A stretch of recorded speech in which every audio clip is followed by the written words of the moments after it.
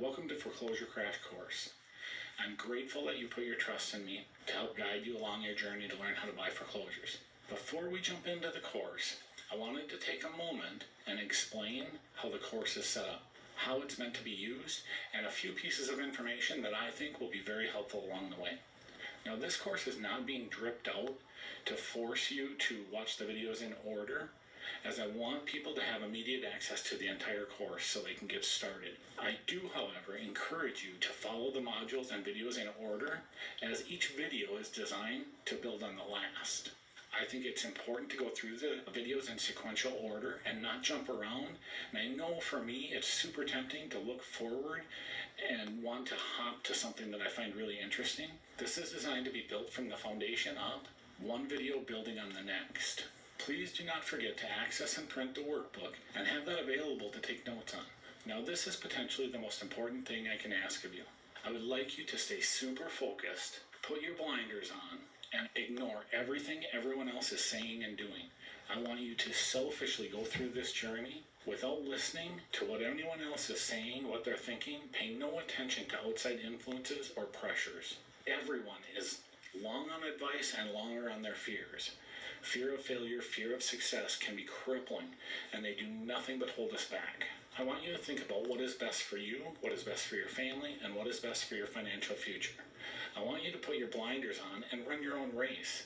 Blinders are put on racehorses to avoid being distracted or getting spooked and stay focused on their goal. I want you to put your blinders on and avoid distractions or getting spooked by other people's unfounded fears. Walk your own path, create your own story, run your own race. I will do my best in this course to present you with all the information in hopes that it will assist you in your success, assist you in your journey, however that looks to you. With that said, I am truly honored that you are here, and I hope that this course serves as encouragement to get you started and succeed in all that you desire. Your unique path, your unique story, and add value to the path of becoming a real estate investor. Thank you again. Let's get started.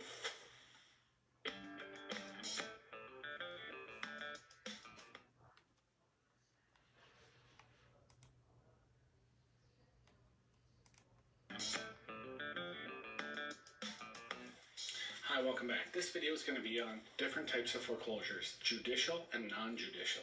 Now, a mortgage foreclosure is an action taken by a bank or a lender to repossess the collateral, which is the real estate, when a mortgage or deed of trust is taken out to buy real estate. There are two common types of foreclosures, either judicial foreclosure or non-judicial foreclosure, also referred to as foreclosure by action or foreclosure by advertisement. Let's walk through some of the details. In both types of foreclosure sales, they are either sold by the sheriff's office, a trustee, or a court-appointed third party. Now, this is done in an opening bid process where the lender will pre-bid either the exact dollar amount in default or sometimes a lesser amount. Following the opening bid, other bidders have the opportunity to bid on the property. The successful bidder will receive either a sheriff's certificate of sale or a trustee's deed, depending on your state laws. Now, this process does vary a little from state to state, but there are essentially two main types of mortgage foreclosures used, which is determined by either the state statute or the terms of your mortgage documents. The two main types of foreclosures are judicial, sometimes referred to as by action, and non-judicial, sometimes referred to as by advertisement. Let's first look at judicial foreclosures. Judicial foreclosures are often referred to as foreclosures by action.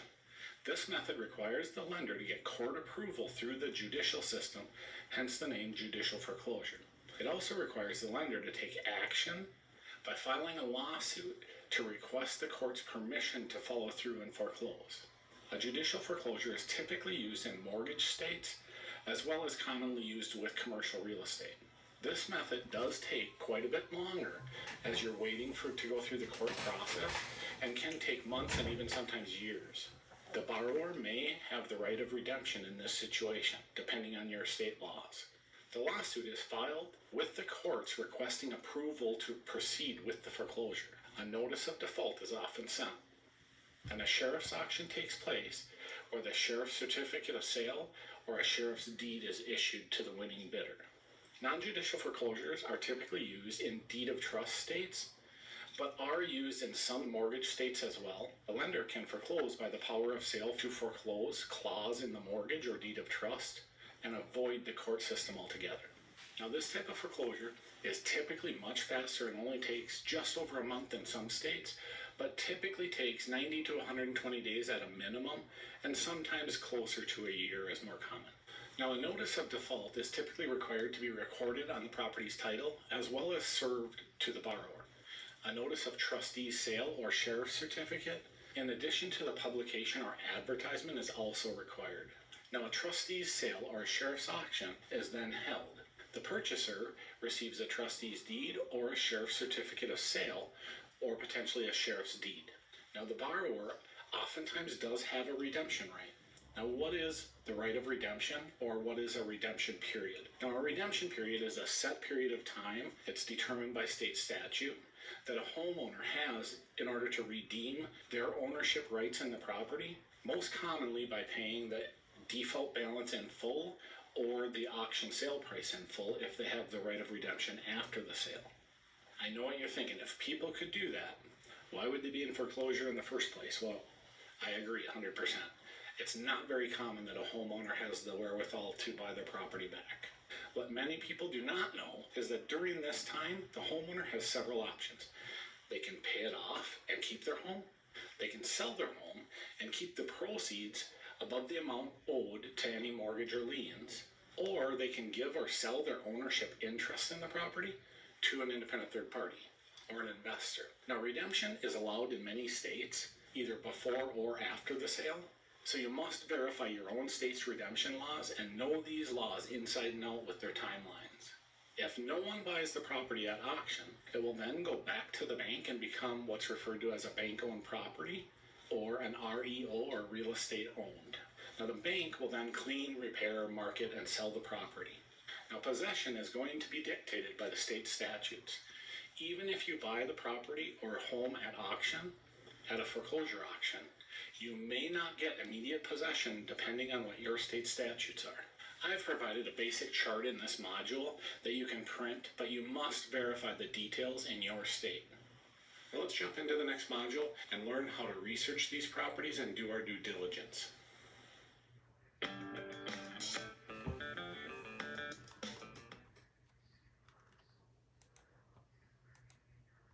We'll track real estate in all of these different stages, whether it's default, pre-foreclosure, or foreclosure.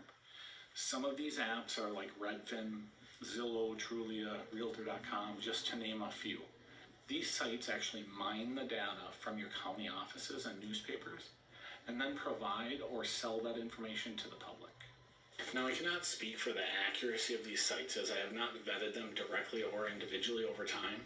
What I do know is that this information is public information at your local county offices or through their website portals and is very accurate. So many people like to use these services and skip the process of doing title research themselves, which is, of course, an option, actually a pretty attractive option, really. Now, once you have accessed their computer database and you're doing this research, you'll have the ability to search and identify these properties in every stage of the process by searching the very documents that we went through just a few minutes ago. Let's go through them again. Let's run through some of the typical filings that you might see variations of in your county database. NOD, or Notice of Default. Now, this is when a property is officially in default of their mortgage terms, and this is the earliest indicator of a property being in trouble. You can search specifically for properties that have NODs filed against them. Pre-foreclosure, this stage is sometimes referred as the reinstatement period. Now, if the loan is not reinstated during this period, the attorney will issue what is referred to as a notice of trustee sale or a notice of foreclosure sale, depending on the state requirements or state statutes. Many states also require public notices posted or published in a legal classified section of your newspaper for sometimes between 3 and 5 weeks. This is very common in states that have foreclosure by advertisement. You'll be able to identify these properties by the legal filings, recordings, sometimes the public notices posted or published in the newspaper. Some sheriff's office posts a list of pre-foreclosures as well as post-foreclosure sales, but this is becoming less common. If you live in a state that allows redemption after the date of auction, you'll really want to know the details and the state statutes regarding the timeline. Once the sale is complete, you can either search the county land records for either trustee's deed or a sheriff's certificate of sale, among many other documents. These documents will detail the terms of the sale as well as the redemption timelines. You can also check your local county sheriff's website and see if they actually have a list of completed foreclosure sales. I believe there's great value in knowing this entire process. Some people do choose to simply work with a title company or a paid service, which provides investors with a list of properties in default and up and coming foreclosures, as well as a list of post-auction properties. With preliminary title work done or already complete, this is a super efficient way to avoid some of the headaches with the research. So if this interests you, I recommend contacting several title companies in your area and asking them if they will provide such a service for you and what it would cost. Now, whether you do this yourself, hire someone, or use a title company, you'll definitely benefit from understanding this process in your own state and county. Let's move on to the next video and find out what due diligence needs to be done once these properties have been identified. See you there.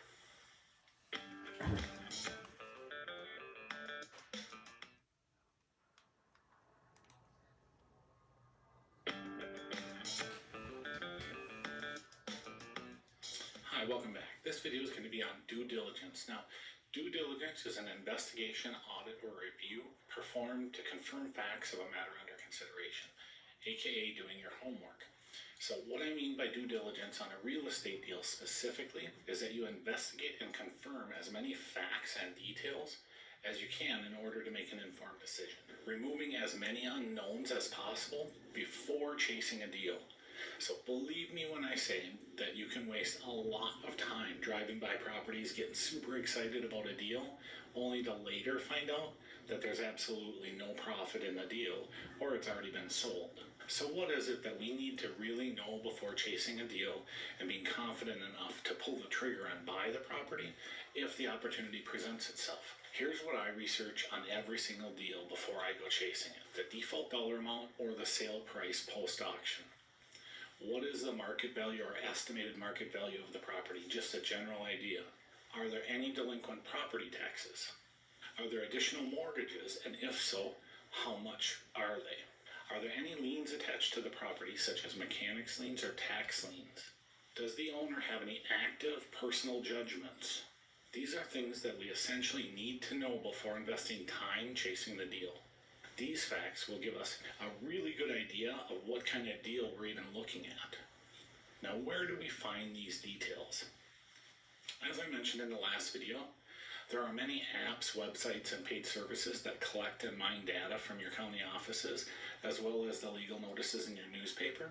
In addition to, some title companies offer a service to investors providing these exact details, or many of them at least. Now, the offices that you want to become familiar with are the following: the sheriff's office, your auditor and assessor's office, your recorder's office, your state and county courts, as well as your local newspapers. Now, some of these offices have websites that will give direct access to the details we're looking for. Others may require you to go into the county or into the office and use public access computers, but most things now are accessible remotely online. Every state, and even from county to county, can vary to some degree on how this information is stored, as well as ease of access. Many sheriff's offices, as well as trustees, publish or post a list of scheduled as well as completed foreclosure sales, and of course they're listed in the newspaper as well. In these publications, it often includes the following: the date of sale, who the mortgager is, the address or legal description of the property, the mortgage details including the amount of default, high bidder and sale amount if it's after the auction, redemption period if there happens to be one, as well as who completed the process for the bank, who is their legal representation. Now, this provides quite a bit of information and should be verified by the recorded documents on the title at some point, but this is a great starting point. From this point, you can compare the outstanding balance or the sale amount to a quick market value on the property. Now, if the outstanding balance or the auction sale price is at or above the current market value, it's obviously not worth pursuing unless there's some hidden value there somewhere. Like you can split a lot off and sell that while maintaining the bulk of the value within the main structure. I know this is a difficult process, a lot to take in, so let's hop online quick and do a screencast, and I'll walk you through an exact example of what I'm talking about here. The screencast for due diligence. We're gonna hop on here. I pulled the local sheriff's site up so we can kind of go through some of the processes that I just spoke with you about. And we want to go to the civil processes section, and then we'll go into mortgage foreclosure sales. They have it actually listed here, and you can actually choose completed foreclosure sales, but we'll hop into mortgage foreclosure sales. And actually, this county does not list the up and coming sales, but they point you to the 2 newspapers that publish the sales. If you want access to a listing of completed foreclosure sales, we just click here. And then we choose the year that we want to look in. I did find a pretty interesting one here in 2020. I'll show you. I thought it was kind of interesting. There were 2, one right after the other in very close proximity, and the prices were significantly different, from $316,000 to $76,000. So we're going to look at this 18585 Tyler Drive, and I pulled up the county's property site, search site, and this is 18585 Tyler Drive. So we're going to go down here, and it shows the date of sale, which is 5/21, and then they also show the ECRV, which is a certificate of real estate value. When you sell, you have to file that. And I have that pulled up to take a look at the details of it. Now, this investment company is who purchased it from the sheriff's auction. We'll look, the 18585 Tyler Drive for $76,000.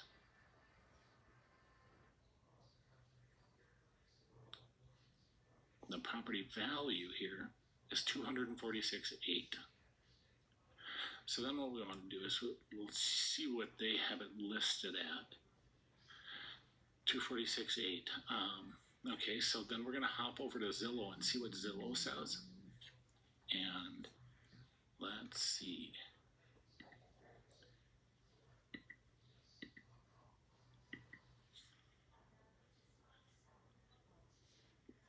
And Zillow actually has this property pending, it looks like, at $265,000. So they've sold this property for $265,000. And $265,000, let's just hop on here and do a quick calculation. $265,000 minus the $76,000 that they're paying or paid for the property is a profit of $189,000 just on this one property. So you can see where that can be pretty significant. Now, we didn't check judgments or past mortgages or other mortgages, but based on the sale document, there shouldn't be any other mortgages, but I'll show you where to go to look for the judgments. You'll have to pull up your county or state's website, and you want to access the court case records. And then you do district court and remote. Then we have to accept their terms. And here you can do a judgment search to see if they have any outstanding judgments. For privacy reasons, I won't search their personal names, but you kind of get the idea. You can also, this is actually also a fantastic site. If you're doing rental properties and want to do your own criminal background search, this is a fantastic way to do it. You just pop their name in and it'll give you any judgments in any county in the state you're in. And if I go back a screen here, you can see criminal traffic, petty case, this or civil probate, family or probate. So this will give you an idea if they have a criminal history. If you're doing rental properties, you can use a site like this to your state site to determine whether they have a criminal history within your state. Then if you go to your county site as well, and you just look under services in this one, and you can see you can look up real estate, your property tax information, which we didn't actually do, but I think that is on Beacon here. And this will show unpaid property taxes. They currently have half of this year that's unpaid. But it'll show the previous years and if there's any unpaid, and then if there's any penalties, things like that. So let's hop back to the course and continue from here. Thank you. Assessor's office and auditor's office.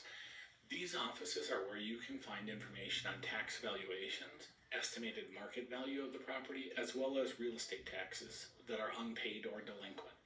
Please remember the county is not a great source to find a market value on a property, so you want to check another source as well. What you want to verify is how much the property taxes are, as well as if they're paid current, and if there are any delinquent property taxes. The recorder's office has all the historical data that's ever been recorded on the property's title. And different states and different counties may use different software to record and store their property record data. When I first started investing, I personally went to my recorder's office and found somebody that worked for a title company, and I actually paid them to teach me how to do title work. This was likely one of the best investments I ever made. I highly recommend you do something similar so you're armed with the detailed knowledge to know exactly how to do property title searches in your local property records. Think of a property title as a look at the property's history in which everything legally recorded against the property is detailed in chronological order on a property's title. So when you buy a house or take out a mortgage or deed of trust, the deed or transfer documents and the debt instrument, either being a deed of trust or a mortgage, are recorded on that property's title, documenting ownership and security interests. Again, different states and even from county to county potentially use different documents, but the process is the same. This is meant to give you a general idea or example of how these things work. This is where we need to look to see if there's a second mortgage or any additional debt from liens recorded against the property. This information is super important because even though a property may be getting foreclosed on for say $50,000 and you know that it's worth say $200,000, there could be an additional mortgage or liens filed against the property, or even a judgment against the homeowner, which could simply kill the deal and remove the profit. Now, if you purchase a foreclosure at an auction, these same liens and judgments will not necessarily require payment in most cases, as the foreclosure auction clears the title and extinguishes the debt of everything filed and recorded after the foreclosing mortgage or the deed of trust. Some states may differ slightly on this and can easily be verified through your local title company, recorder's office, or state statutes. Now, these things aren't all necessary to verify, as they will need to be paid upon the purchase or at times even the transfer of ownership rights. I always say, when you're dealing with foreclosures, trust but verify. So you want to go in and remotely access your county's property records if possible.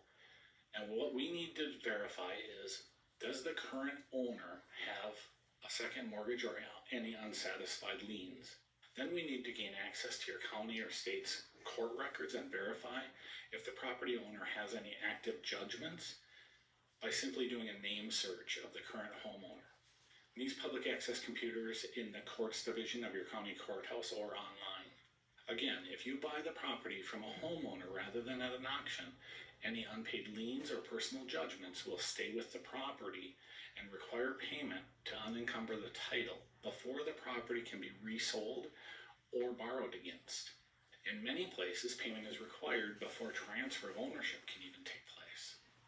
I know this sounds like a hassle, but it truly doesn't take long once you become proficient at it. You may not see the value in doing all of this immediately, but once you spend several hours on a deal that ends up having absolutely no equity or profit, or has already been sold, I'm guessing that you're going to remember this very conversation. These details also assist you in accurately calculating your ARV and determining your MAO or maximum allowable offer. So let's jump over to the next video. See you there.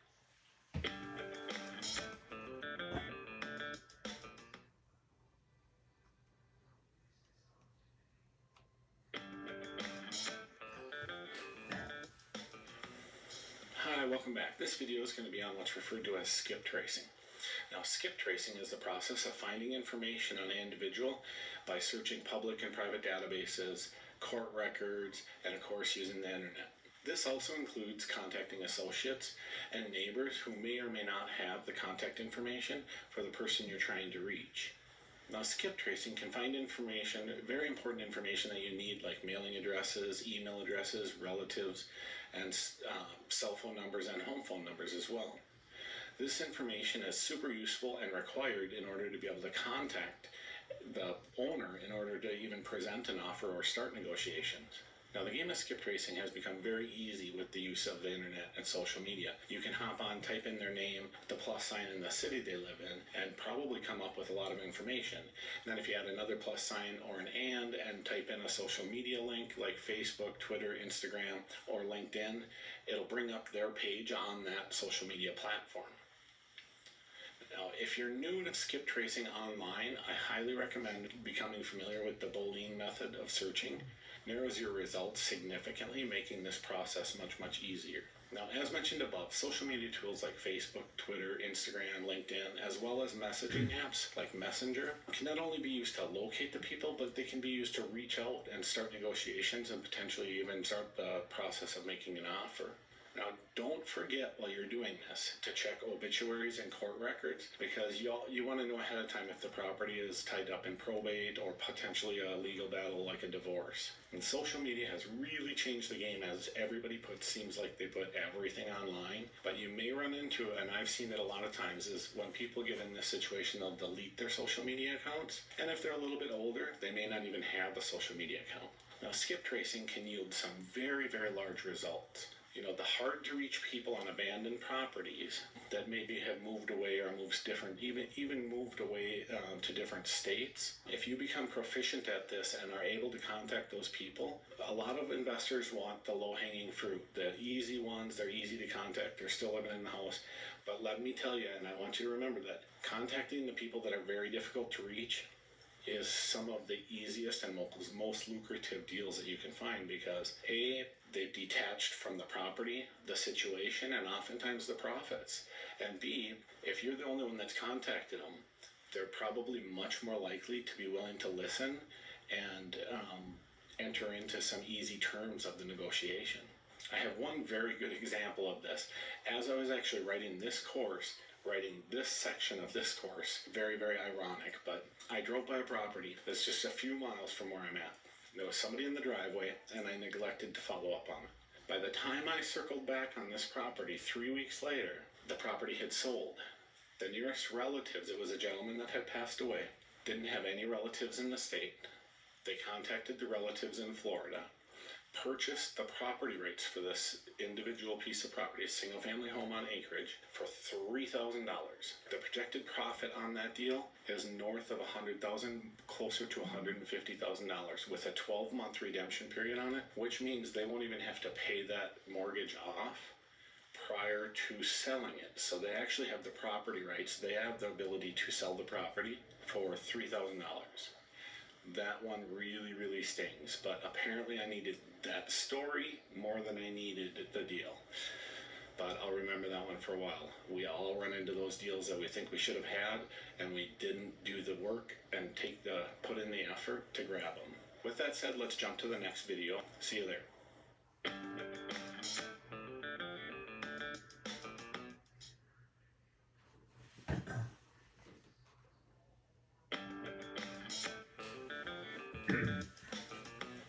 Hi, welcome back. This video is going to be on ARV, or after renovation value. Now, an after renovation value is what the property's value will be after it's been renovated or repaired. The analysis we'll do to determine that price will be what's referred to as a CMA, or a comparative market analysis. Now, a comparative market analysis is what realtors do when they're listing a home for sale to determine what the home should be listed for. It's a projection of what it should sell for. You can use a number of various sources for detailed information on current sales in your area to complete the CMA, but let's use Zillow for ease of explanation. But you can use many different sources based on your preference. There are numerous sources like Redfin, Zillow, Trulia, Realtor.com, or even the MLS if you actually have access to it. Now I want to do a screen recording on Zillow just to walk you through exactly what we're doing so you know exactly what I'm talking about. Let's hop over to that screen recording and then we'll be back after the recording. You pulled up the Zillow website. So you want to type in the address of the property you're searching here. And for ease of explanation and demonstration, I'll just use a city. We'll go with Minneapolis, Minnesota. And I'll zoom into a neighborhood here. We'll look down by the lakes area. So what we want to do is go up to the For Sale tab, click on that, and we want to switch it to sold properties because we're looking for comparable sales or properties that have already sold. Now we're going to skip the price button because that's what we're researching, to the beds bath button. So we will look for a 3-bedroom, 2-bath home. Set that filter to the home type button, and you want to deselect everything that does not apply or match your property. So if we're looking for a single family home, you're going to deselect everything else, as they will not be great comparables. So now we move to the More tab, and the More tab has quite a few different options or filters that you can set. You can set HOA fees for a minimum or a maximum, parking spots, whether it has a garage, the number of square feet range, lot size, year built, whether it has a basement or not, how many stories it is, if it's a single story home, some other amenities. Waterfront is a big one because that usually increases the value quite a bit, as well as view sometimes can.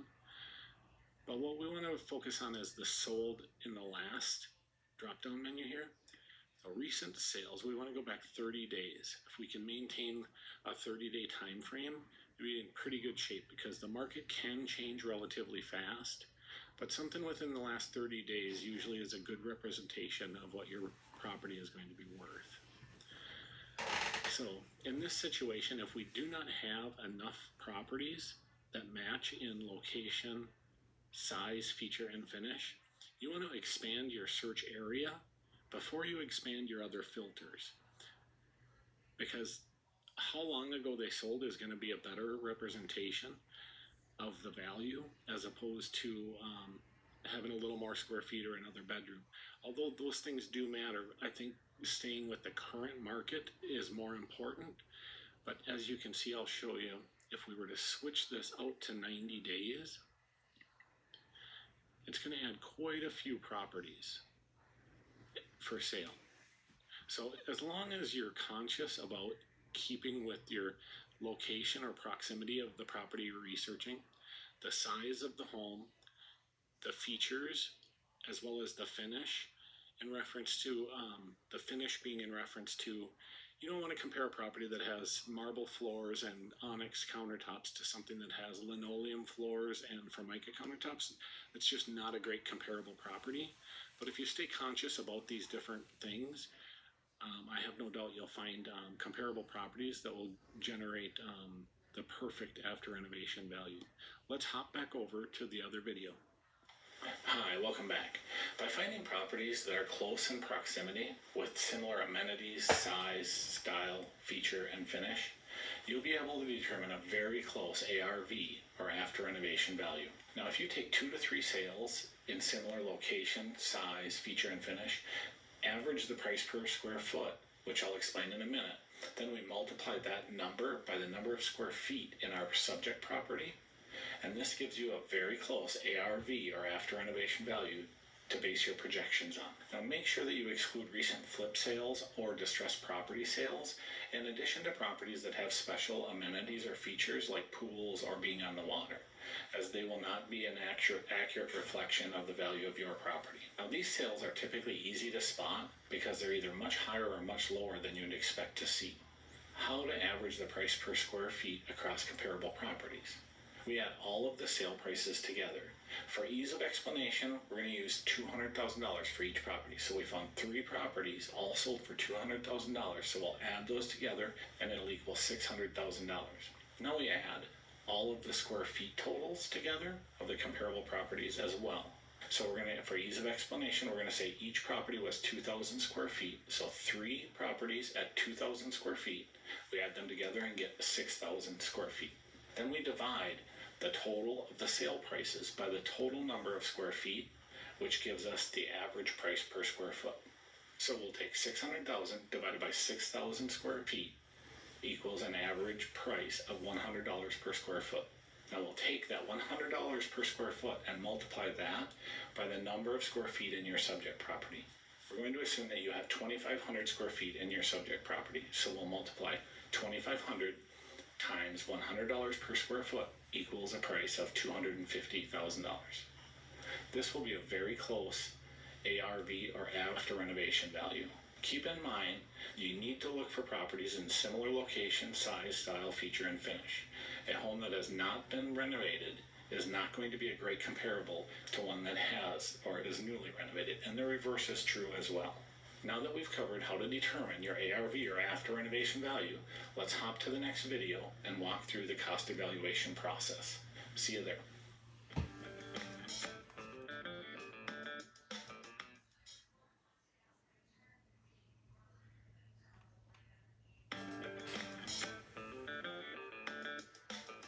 Hi, welcome back. This video is going to be on cost evaluation. Your cost evaluation is simply going to be looking at some of the costs involved with buying, holding, and selling a real estate investment in this situation of foreclosure. So let's look at some of the most common expenses that you need to be aware of. But first, I'd like to recommend you need to make sure that you estimate 2 to 3 months expenses at a very minimum, so you have time to clean the property up, make some necessary repairs, and get the property to market, and then sell the property, of course. You have to remember this is an absolute minimum at the 2 to 3 months, because even once you get to the point of signing the purchase agreement to sell the property, the closing will typically take 30 to 45 days, sometimes longer, to get to that date and to sell the property. So this really only leaves you a 30-day time frame to get the property on the market and sell it. Now, as far as debt servicing goes, you want to calculate out 2 to 3 months payments, loan acquisition fee, points, any fees related to borrowing the money. Now, the property payoff is a total out-of-pocket expense to release the property from its current debt. So if it's in a foreclosure or sale, or it's went through the sale, it would be the payoff to the sheriff or the trustee. Now, if you're purchasing from a homeowner, which is very common in a foreclosure situation, you won't have a realtor fee, but you'll have a homeowner's fee. So you'll end up paying the homeowner a certain amount of money to sell the property to you. Went through the auction process, you may have to pay a redemption fee, which is typically paid to the trustee or the sheriff for civil processing. And this is the paperwork processing. In my area, the fee typically runs $250 to $500, depending on the county that you're in. Now, the property taxes you want to be aware of, you take the annual property taxes divided by 12 to give you a monthly breakdown, or 365 to give you a daily breakdown, because you'll be responsible for the daily tax rate from the date you purchase the property until the date you sell the property. So it's always good to have a daily breakdown. Property insurance. Property insurance typically costs $100 to $200 a month for a vacant, unoccupied property. But I would recommend contacting an insurance agent and get a working relationship to streamline this process, and it'll remove some of the headaches when you're trying to close a deal. Now, utilities will vary depending on geographical location, size of the house, things of that nature. You can contact a utility company and try and get an average amount for a specific property. And I've only ever ran into one single time when they didn't really want to give me the information because they felt that it was an invasion of privacy. Typically, they'll just tell you what the monthly average for a year is. Electricity costs are typically $50 to $100 for a vacant unoccupied property, $50 to $100 a month. Water and sewer fees, they can range pretty wildly. Some cities are very proud of their water, whereas others are more reasonable, but typically you want to estimate $50 to $100 for water and sewer. Now, if you're on a private well and sewer, you won't have a monthly water and sewer fee, but I highly recommend having the well checked out and the sewer certified. Some counties even require having the sewer or the septic certified prior to property transfers, but it's something to be aware of to avoid some very costly mistakes down the road. Gas will depend on the time of year and the geographical location. What appliances use gas, of course. But on average, I think that national average for a gas bill is about $75 a month. But it does depend on your location. If you're in the middle of winter in a cold climate, it's going to cost quite a bit more. It could be several $100s a month. Something to keep in mind. HOA fees, however, are going to be, they can range from $100 to $1,000 a month depending on your community. So maintenance, jump right into maintenance here, and it can be $50 to $200 if you're hiring it out professionally for snow removal and lawn care. Realtor commissions are typically included in the price of a home that's listed for sale. Now, a finder's fee or referral fee, on the other hand, is something you're paying to somebody that has referred the deal to you. My recommendation on this is don't be cheap, because you want the deals to continue to flow your way, and people that are happy with their referral fee, are more likely to send deals your way. Appraisals range anywhere from $250 to $750. Now, one thing I'd like to say about appraisals is if you know your market, you do your due diligence, and you're comfortable with your after renovation value, oftentimes appraisals can be avoided altogether depending on if your lender requires it. I can say that I very rarely have appraisals done prior to purchasing because I'm confident in my market analysis and my after renovation value. Now, if you use a title company, which I do recommend, there are some average costs involved. A title search and title policies, they can vary depending on where you live and the cost of the home. A title insurance policy is typically protection for ownership claims from the past or mistakes, things that weren't filed or filed incorrectly. These policies typically range from around $100 and upwards of $2,000 depending on the state and county you live in. I think the national average is $1,300 for a title insurance policy. Now, a deed tax is a property tax. It's a transfer tax, typically based on the percentage of the value of the home or the sale price, and it's a tax you have to pay the county to transfer title. This is again going to depend on your county and state. Now, I would recommend contacting a title company in your area to find out what good estimates are for all of these fees individually, so you can be confident in what your calculations will be. Now, some more fees to consider when selling the property. Realtor fees, if you're using a realtor, you can typically count on paying 4 to 7%, half going to the buying agent, half going to the listing agent. But one thing to remember is realtor fees are negotiable. If you work with the same realtor all the time, you should be able to negotiate a discounted listing fee based on the volume of work you're going to be bringing them. Now, closing fees. Title company closing fees typically range from $175 to $250 just to host and process the closing, process the paperwork.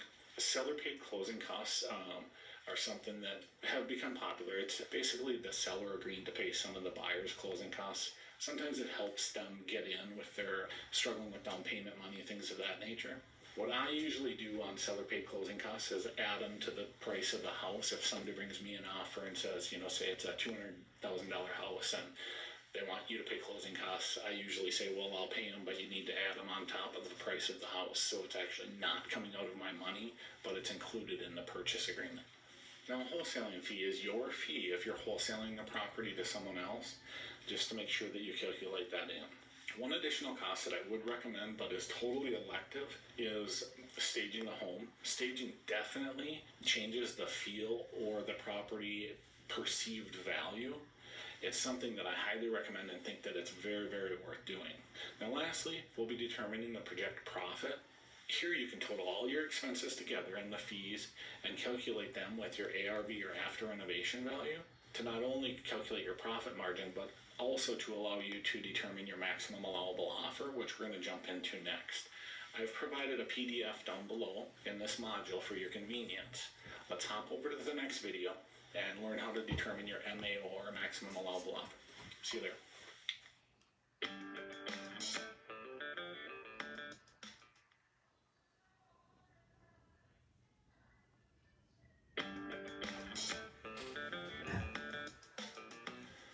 Hi, welcome back. This video is going to be on how to determine your MAO or your maximum allowable offer. Now, your maximum allowable offer is the maximum amount of money that you can offer a seller for their home and still make your projected profit. There are a couple of different ways that investors use to determine their MAO or maximum allowable offer, and I'll walk through a couple of the most widely used as well as the most accurate. Method 1 is the 70% rule. The 70% rule is a basic calculation now that you've determined your ARV or after renovation value. The 70% rule is taking your ARV multiplied by 70% minus your repairs and improvements equals your MAO or maximum allowable offer. This rule breaks down as follows. From 100%, we're going to set aside certain percentages for certain things. 10% for closing costs.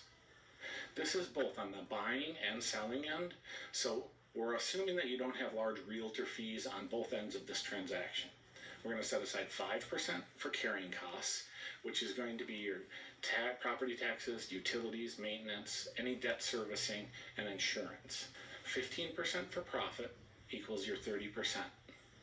Now from the 100%, that will leave 70% for your maximum allowable offer, hence the 70% rule. Now, if you're wholesaling, you'll need to subtract out your wholesaling fee as well. I recommend staying at a minimum of $5,000 for your wholesaling fee. Some deals have unexpected things pop up and some incidentals, and based on a fee of $5,000, you'll still be covered. Your wholesaling calculations will in turn look like this. Your ARV multiplied by 70% minus repairs and improvements minus your $5,000 wholesaling fee will equal your MAO, or maximum allowable offer. I do want to warn you that this method is not 100% accurate when you go to the higher and the lower ends of the market. It's just a percentage thing, so on the higher end it's going to be too much, on the lower end not enough. It does depend also on the condition of the property. If you have a property that needs extensive repairs, you're going to need to hold that property longer, which will increase costs. In addition, you'll have some people that want to adjust the percentages for making a little less profit, and others that want a higher return on their investment. Now, my opinion is that this should only be used for quick off-the-cuff pricing, and you should give a disclaimer that it's based on certain assumptions that you need to verify prior to signing a purchase agreement. I can say that the longer you do this, the better you know the market, the easier this process gets. Now, most investors have all kinds of stories, but one that I have is that I had a cold call from a customer, and I had to meet them at their house within an hour. I had no paperwork with me, nothing happening, and I just drove to meet them. I ended up writing a purchase agreement up on a blank piece of paper. I gave them a down payment and purchased their property on the spot. I knew the market so well, and I knew what my after renovation value would be without even looking it up. Now, that was probably one of the best deals I've ever made. I got a tractor, an RV, a pole barn or pole building full of equipment. The beauty of the deal was I gave the seller exactly what they asked me to give them. They were happy and I was thrilled. Now, method 2 is the long form. The long form is using the actual costs as opposed to broad percentages. This is a much more accurate calculation and the one that I would recommend. Once you've calculated your ARV, completed your cost evaluation worksheet, and finished your due diligence, you've already accumulated the data required to use with these formulas. Your after renovation value minus your cost evaluation totals minus your repairs and improvements equals your MAO, or maximum allowable offer. So you're taking your ARV less the actual expenses from the cost evaluation worksheet in the previous video, less the cost of repairs and improvements will equal your MAO, or maximum allowable offer. Again, now if you're wholesaling, it'll be exactly the same formula, but minus your wholesaling fee. So it'll be the ARV minus actual costs, minus your repairs and improvements, minus your wholesaling fee equals your MAO. Now, if you keep these parameters in mind and stay cost conscious with attention to detail, I have no doubt that you'll succeed. Let's jump over to the next video. See you there.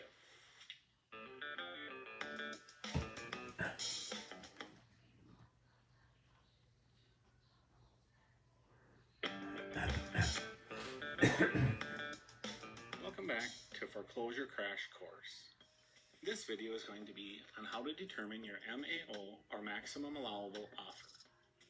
Your maximum allowable offer is the maximum amount of money that you can offer a seller for their home and still make your projected profit. There are a couple of ways investors use to determine their MAO. Let's walk through a couple of the most accurate and widely used. Method 1 is the 70% rule. This rule is a basic calculation now that you have your ARV, or after renovation value. The 70% rule is taking your ARV multiplied by 70% minus repairs and improvements equals your MAO, or maximum allowable offer. This rule breaks down as follows. We're setting aside certain percentages for certain things. 10% for closing costs, 5% for carrying costs, which are the costs required to hold the property for 2 months, such as taxes, utilities, maintenance, interest, and insurance. 15% for profit equals 30%. This leaves 70% for your MAO, or maximum allowable offer. Now, if you're wholesaling, you will need to subtract out your wholesaling fee as well. I recommend staying at a minimum of $5,000 for your wholesaling fee. Your wholesaling calculations will in turn look like this. ARV multiplied by 70% minus repairs and improvements minus wholesaling fee of $5,000 equals your MAO, or maximum allowable offer. Method 2 is the long form. The long form is using actual costs as opposed to broad percentages. This method is actually much more accurate. Once you have calculated your ARV, completed the cost evaluation worksheet, you have accumulated the data required to use these formulas. ARV minus cost evaluation totals minus repairs and improvements equals your MAO, or maximum allowable offer. Your ARV less actual expenses from the cost evaluation worksheet in the previous video less the cost of repairs and improvements equals your MAO, or maximum allowable offer. If wholesaling, our calculations will be the same minus our wholesaling fee. ARV minus actual costs minus repairs and improvements minus wholesaling fee equals your MAO, or maximum allowable offer. If you keep these parameters in mind and stay cost conscious, you will no doubt succeed.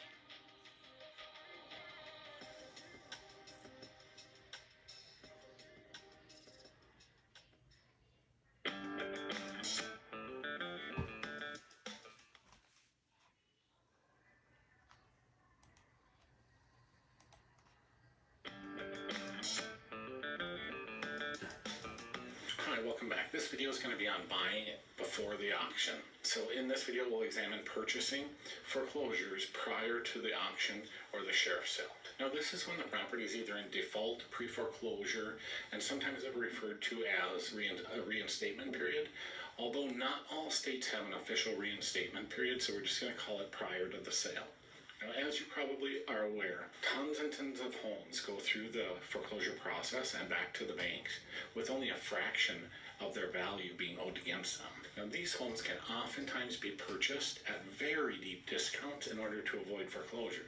In addition, during this phase, oftentimes great terms can be negotiated with creative financing, as the financing that the homeowner currently has in place is already there. When a homeowner is in this stage, they have several options that they can use to avoid foreclosure. Let's run through a few of those options. Now, the current homeowner can attempt to renegotiate terms to reinstate their loan. They can pay the amount in default to pull their mortgage out of a default status to reinstate it. They can choose to sell the property outright, or they can do nothing and allow the property to go through foreclosure and then back to the bank and become a REO, or a real estate owned by the bank.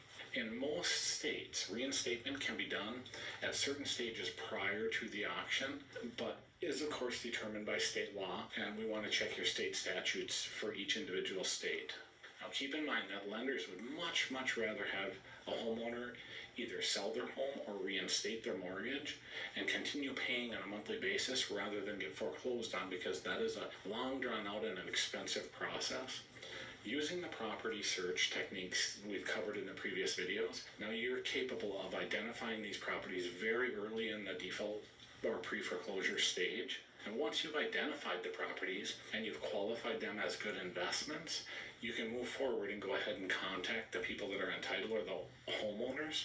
But what I will say is, when contacting these people, be sure to always respect their privacy as well as their delicate circumstances. You want to always be personable, kind, and compassionate. When the property's in default or pre-foreclosure and the homeowner is interested in selling the property, a knowledgeable buyer can negotiate win-win terms and buy the property before it's ever even offered for sale to someone else. When buying at this stage, you can assist the homeowner in avoiding the credit-damaging process of foreclosure. Give them the opportunity to actively reverse a very stressful situation. And sometimes you can help them make money to get back on their feet and get a new start. Now, there are a lot of homeowners that will simply do nothing at all because they're either uninformed, they feel stuck and victimized, or they're too depressed and angry to actively research and make a decision. Being fair on your terms and offer can dramatically change the life experience for people losing their home. Let's look at a couple of different scenarios for purchasing prior to the auction. So the first example is if there's very little equity or no equity in the property, but the homeowner is actually willing to sell the property to avoid the credit damaging process and foreclosure. You could buy this property at market value and avoid any bidding wars with other competitors, as well as avoid any unnecessary realtor fees. You can make this purchase with new financing, your own money, or using the financing that's already in place by signing a subject to agreement explained in the creative financing module. A quick review of the subject to agreement is basically leaving their financing in place in their name. You're purchasing subject to their mortgage being left in place, and you're going to start making their payments from the date of closing forward. The property ownership would transfer, but the mortgage will remain in place, and the purchase is subject to their financing staying in place. So I will say that nearly all mortgages and deeds of trust do have what is referred to as a due on sale clause. This basically means that if the property is ever sold, that the mortgage balance is due in full.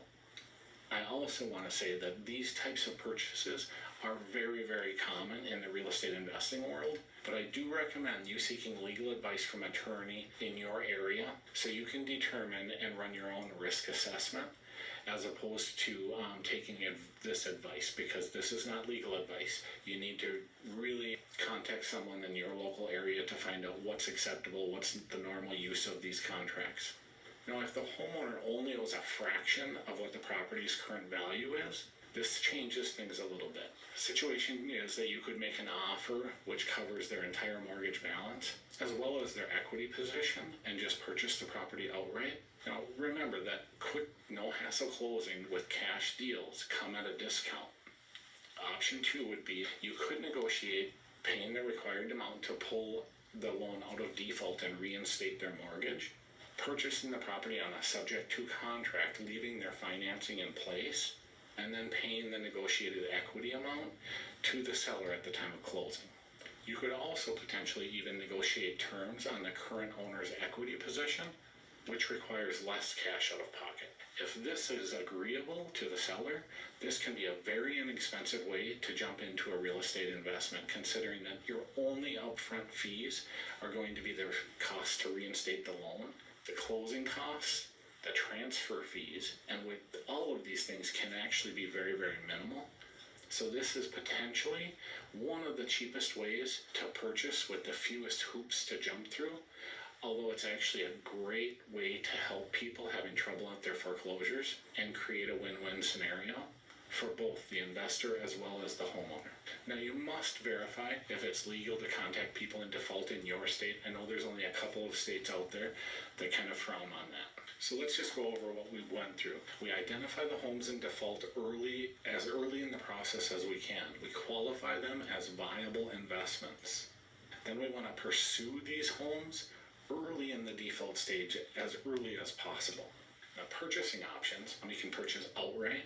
We can reinstate the loan and purchase on a subject to contract while paying off their equity, or we can purchase on a subject to financing contract with a note or another contract making payments on the equity position that the current owner has. So now that we've covered buying before the auction, let's jump over to the next video and cover the details of buying at the auction. See you there.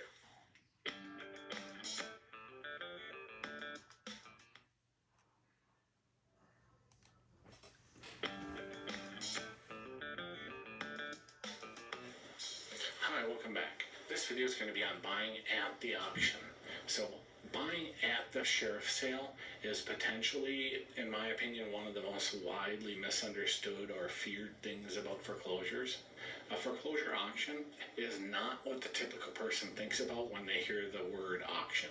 When we hear the word auction, what usually comes to mind is this super fast talking auctioneer taking bids faster than we can even think, process, understand, let alone calculate and bid before the gavel's thrown or the auctioneer yells sold. This could not be further from the truth in most auctions that I've ever been to, especially for closures. Never have I seen anything remotely close to that process. It's actually the exact opposite. Before getting too far into this, let's go through and get a realistic idea of what you can expect and what most auctions or foreclosure auctions look like. Although this process carries its own risks and often requires a larger amount of upfront and available funds, the auction is a great place to find fantastic deals on properties. Let's go through this process step by step and take some of the mystery out of auctions. Typically, the auction consists of the sheriff walking out and asking if anyone is there for the sale of said property, which they'll identify with the address or the legal description. And they'll open the bidding process with the bank's bid, which is either the default amount or a lesser amount. The sheriff will then ask if there's any other bids. It's actually super low-key and not stressful at all. At this point, all you have to do is bid more than the bank, and you'll win the auction. Unless, of course, you're competing with either the homeowner trying to buy their property back or another investor. Now, if in fact the homeowner is there bidding to try and buy their property back, I choose simply not to bid against them. I just allow them to do their thing. It's a personal choice that I make. I don't want to create competition for them to buy their property back. But it's not exactly as the scary hype that everyone perceives it to be. It's actually a very mellow and low-key auction. So let's walk through an overview of preparing and buying at the auction. So when buying at the auction, you'll have already identified and pre-qualified the property, have your due diligence complete, have calculated your ARV, expense evaluation, your MAO, or rather MAB in this scenario, which, in case you're wondering, yes, I just made that up. It's a maximum allowable bid as opposed to a maximum allowable offer. Kind of the same thing. So in addition, you've already made the decision to bid and for how much. So you'll need to have either cash or a cashier's check in hand at the time at the auction, made out to the sheriff's office, and will require you to either pay a non-refundable deposit, or some states require the total bid amount to be paid in full. Now, how do you know how much money to bring to the auction? That's a fair and reasonable question. There are several strategies on this.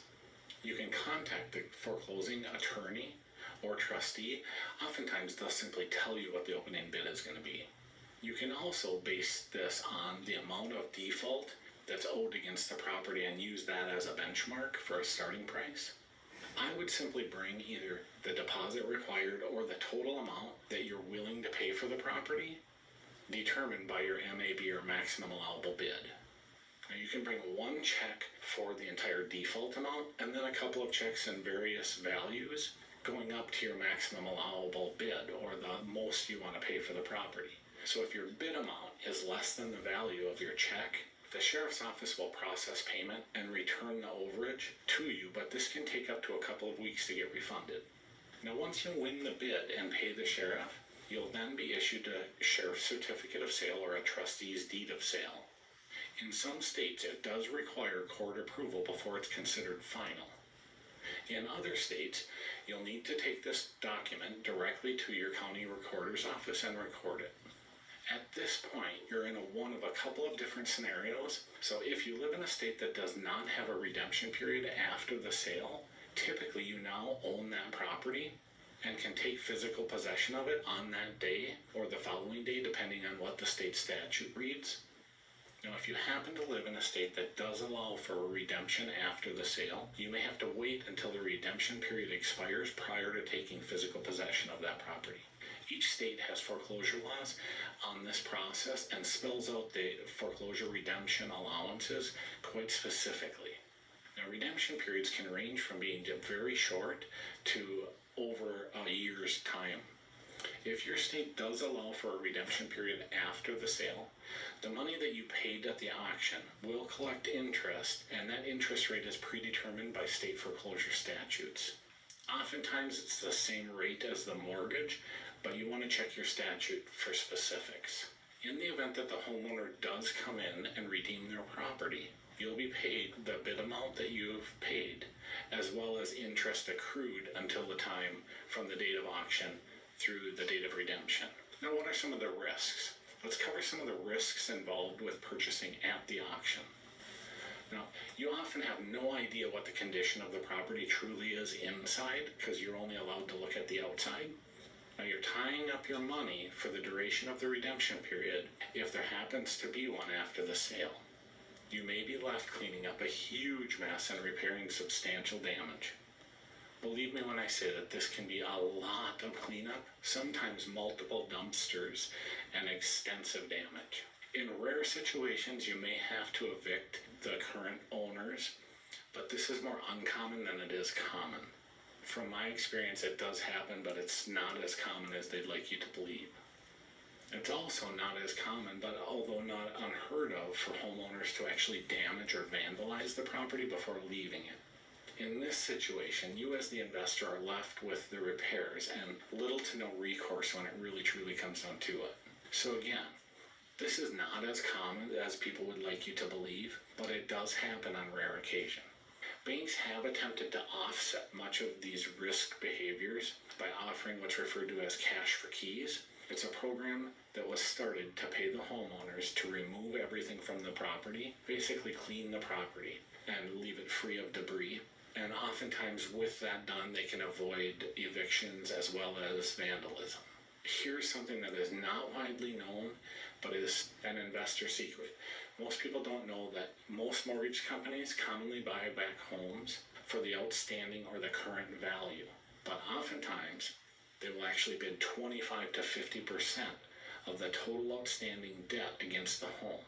That sounds insane, right? It is. To think that you can buy a property for 70 to 80% off at times is insane. But this happens all the time. What this amounts to is being able to buy a property that's valued at $200,000 to $300,000 for $50,000 to $75,000. How many deals would you have to do to meet your goals buying properties like that? Now let's move to the next video on purchasing foreclosures after the sale. See you there.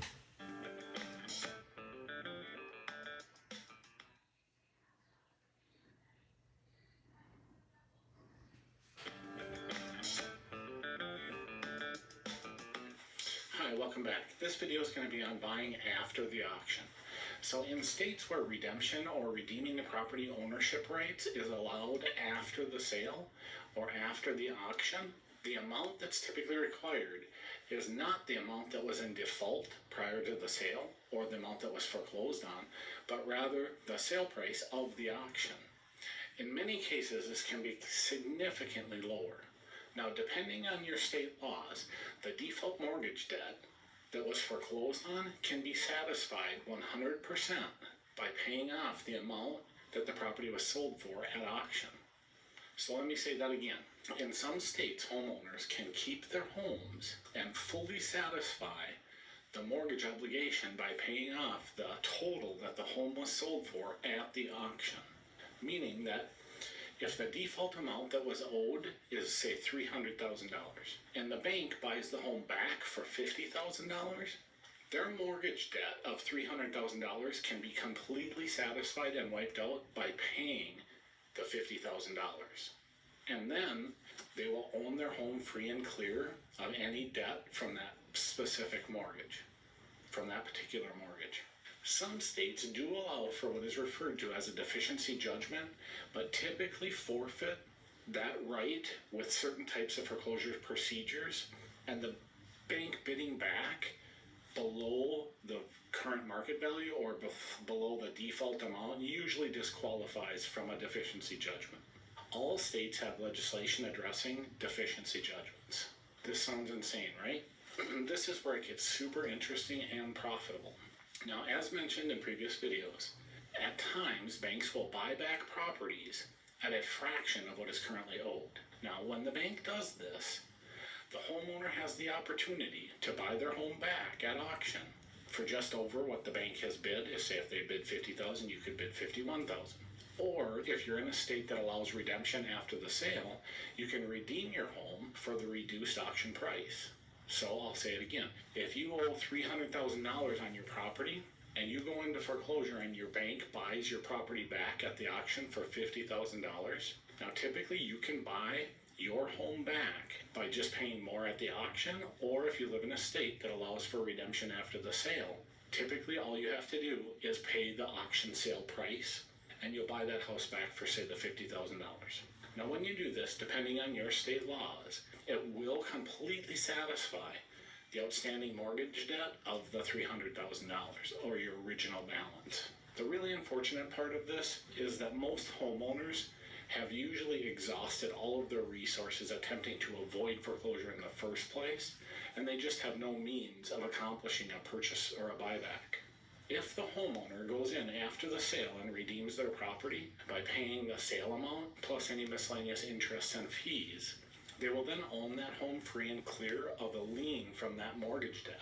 So if there was only one mortgage and no other liens or judgments on that property, as is often the case, the home will then be owned free and clear of any outstanding debt. So if the first mortgage is foreclosing and there happens to be a second mortgage, a mechanics lien, a tax lien, or a personal judgment, they will need to be satisfied, negotiated, paid, or satisfied prior to getting an unencumbered, clear, and marketable title. Let's walk through a couple of the ways that these homes can be purchased creatively. Now, if you as an investor buy someone's property rights or their interest in the property, have them sign a transfer document, such as a quitclaim deed or a warranty deed, and record that document, you can redeem the property as the owner for the auction sale price. So you can then live in the home, rent the home out, sell the home, potentially wholesale the home to another property investor, and make a significant amount of profit. Now, circling back, there are a couple of states that allow for deficiency judgments. Deficiency judgments are when the banks obtain a court-ordered judgment for the difference between the amount in default and the sale price at the auction. Now, in these situations, they're not allowed to buy back at a significantly reduced price and then come after the homeowner for the difference. This is all spelled out in your state statutes. Now, you can often buy these homes back at far below market value. Much of the time, these homes are abandoned and are in need of repair. Homeowners typically do not want to deal with the repairs or the preparation or take any action at all required to sell the home if in fact they are even aware of their options to sell. Many homeowners actually are fully aware, and they do know that they can sell and keep the proceeds above the amount of the sale, but oftentimes the documents that explain this are still in that home when investor buys it, unopened mail. The people are simply so stressed out, usually fed up, and just walk away. This is why so many foreclosures are vacant and abandoned and never get repurchased.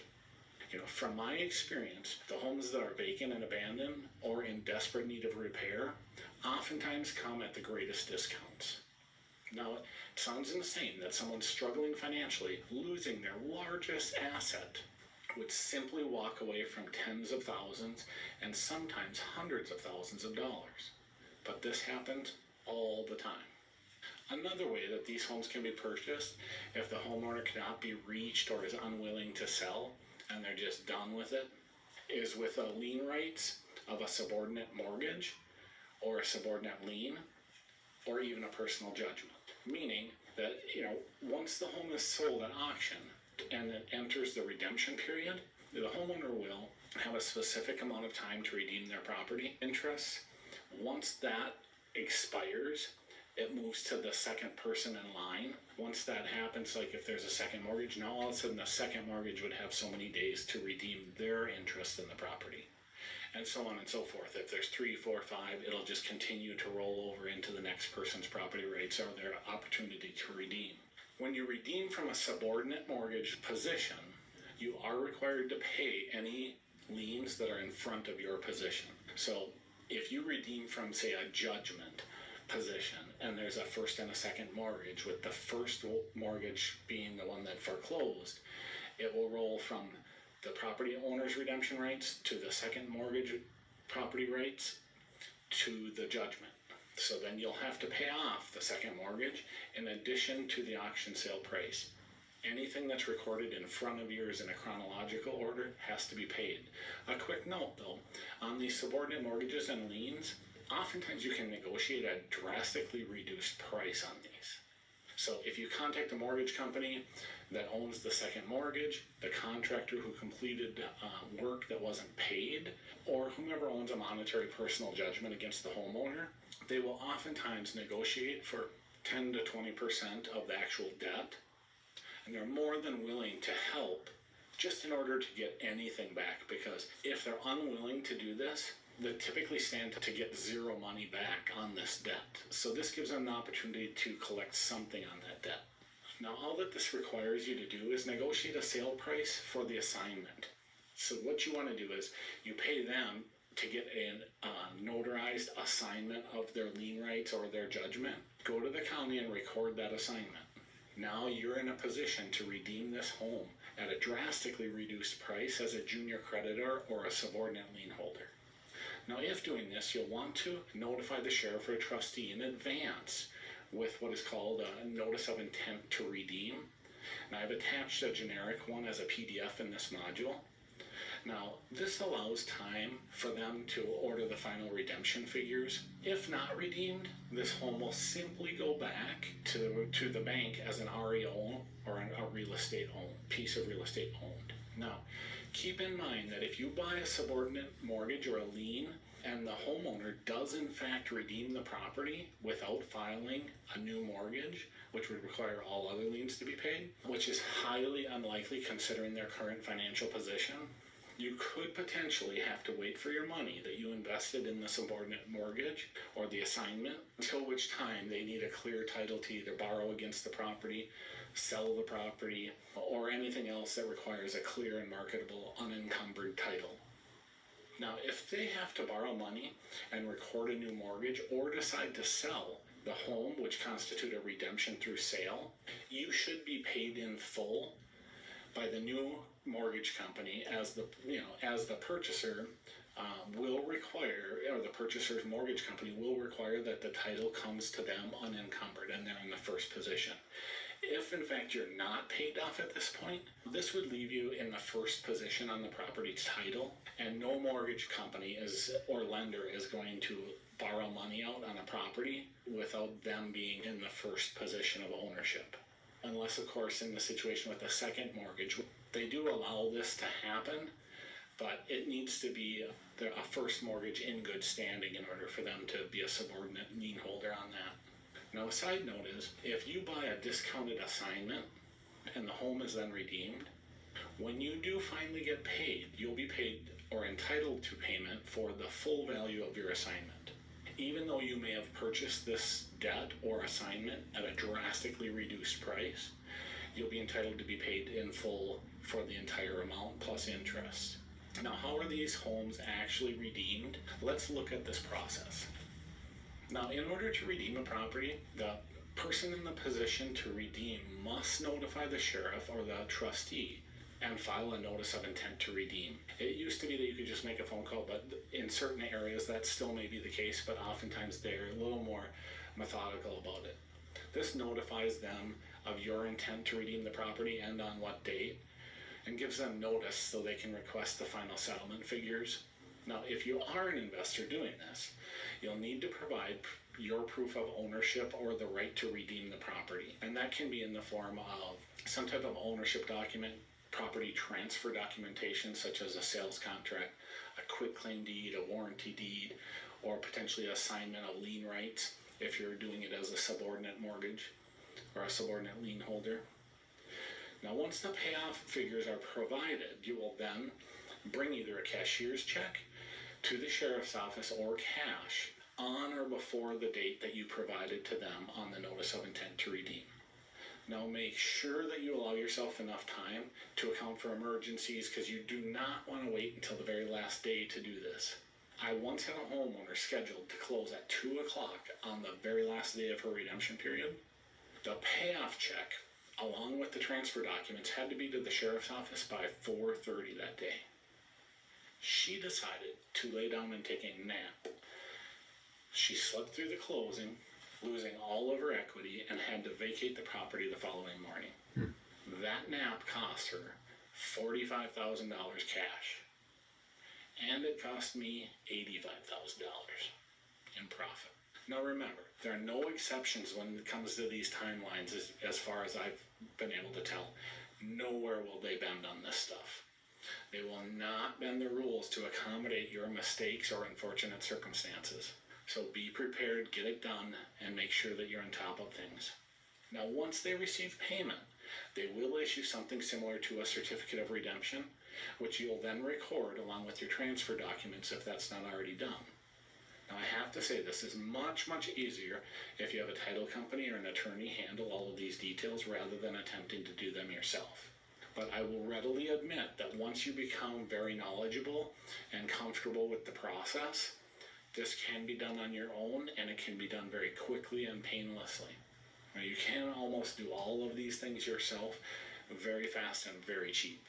It's always a good idea, and I'm going to still recommend using a title company to protect your investment and avoid any unnecessary mistakes, because a simple mistake of missing a lien or something like that can be very, very costly down the road.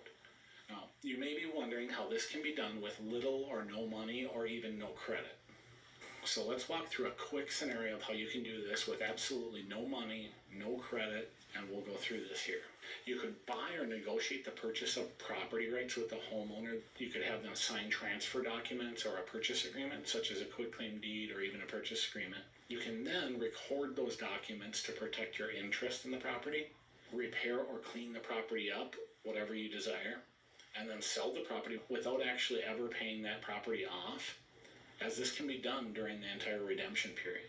You can also negotiate terms with the homeowner that they're happy with. Sign a purchase agreement, maybe transfer documents, and then act as a wholesaler by assigning your purchase agreement to a wholesale investor without ever spending a dime or repairing anything while following through with what you negotiated, your negotiated terms outlined in the purchase agreement. So you're asking them what they want, what will make them happy with all of the details on the table, and following through with just selling it for more. Now, this is typically done by writing a purchase agreement up with the purchasers being your name and then and or assigns. What this does is allow you to assign that purchase agreement. I will say that I'm a strict advocate of honesty and transparency.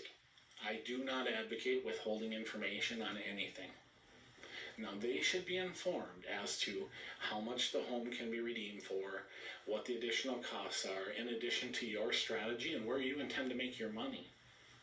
Now, I can tell you that with abandoned property, people are much less attached to this property. They're much less attached to their ownership interests as well, and will likely sell for much less as they've already moved on and kind of put this behind them. So with that being said, I want to reiterate that we as investors need to maintain character, integrity, and transparency at all times. I think that it's very important to make sure that they understand what their options are. Now, when attempting to buy a property for property rights, be transparent and tell them everything up front. And you can avoid lawsuits in the future if somebody feels like they've been taken advantage of. So let's jump to the next video. See you there.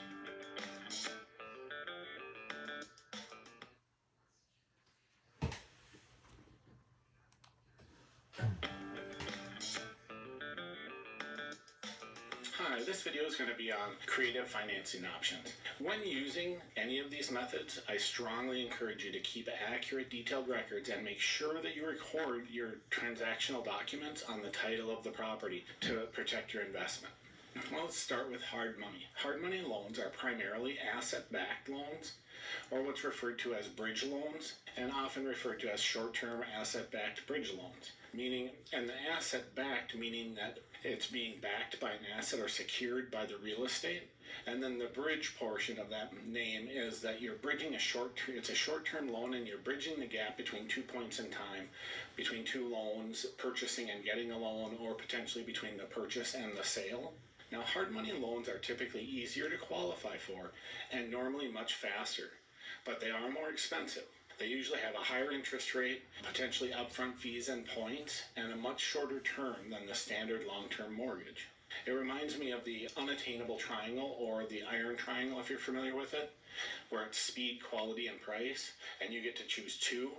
These terms are based upon speed and easy terms to qualify at the sacrifice of higher priced money.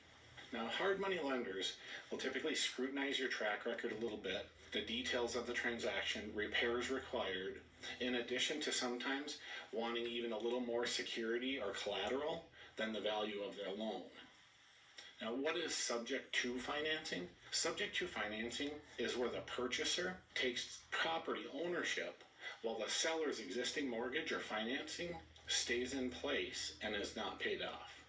In the simplest terms, the real estate deal is subject to the current seller's mortgage being either all or a portion of the purchase price. Now, you may wonder where to find hard money lenders, and this used to be a little more difficult to find people, but if you just hop online and search hard money lenders in your area or the city you live in, you'll probably come up with quite a few. Now, what is a contract for deed? A contract for deed, sometimes called an installment purchase contract or an installment sale agreement, is a real estate purchase or transaction that's financed by the seller. This is a popular way to purchase, as the application process is minimal and closing costs are nearly zero, and they do have very minimal down payment requirements, just dependent upon what the seller is requiring. One needs to be cautious when you're doing a contract for deed purchase because they don't have the same safeguards as a mortgage. There is no foreclosure process that's required legally, and it's really truly just a cancellation of contract in the event that you violate the terms of that contract. This is basically the same thing that people refer to as when they're referring to owner financing or purchasing on terms, with one main difference. A contract for deed, the seller retains the legal right or title to the property until that contract is fulfilled and paid off, or you refinance and pay them off. A purchase money mortgage is an actual mortgage that's issued to the buyer by the seller of a home as part of the purchase. So they're actually writing you a mortgage that's recorded no different than if a lender or bank did it. This is oftentimes referred to as seller financing as well. And what is a lease option? A lease option is a great way to take control of a property today via the lease portion, while buying time to purchase the property on an agreed upon price in the future, which would be the purchase option of the lease option. Now, both parties agree upon a sale price today, which the buyer has the opportunity to exercise their option to purchase the property at that predetermined price at some time in the future. The buyer makes lease payments up until they are able to purchase the property at that predetermined price. Now, at times, but not required, there can be an additional fee for the option to purchase at a later date at today's price, which would be called an option fee. Note, you can always negotiate using any improvements that you make in addition to either all or a portion of your monthly lease payments. And this will create equity towards your down payment and come right off the purchase price. And this is basically just a way to generate a larger down payment over time. Now, keep in mind that if the option is not exercised, the money for improvements and payments, in addition to your option fee, are non-refundable and you will lose that money. So you want to be very careful and sure of what you're doing. Now, a lease purchase is a little different. A lease purchase is different than a lease option in that it actually binds the buyer to purchase and the seller to sell the property at a later date at the expiration of the lease. Again, you can negotiate using improvements as well as either a portion or all of your monthly payments as credit towards your down payment in the future to build that equity over the term of the lease. But in this scenario, you're actually bound to purchase that property. So you need to get a loan or come up with the money in some way. You need to pay for that property by the end of the lease term, or it would be a breach of contract. Private loans. Private loan is just that, money borrowed privately from an individual or a group of individuals in which you personally know. These loans typically have lower interest rates, little or no points, or upfront fees depending on who you're borrowing the money from, and they rarely receive additional cash flow or equity other than their normal return on their interest rate and investment. And what is a note? A note is an extended form of a generic, IOU, if you will.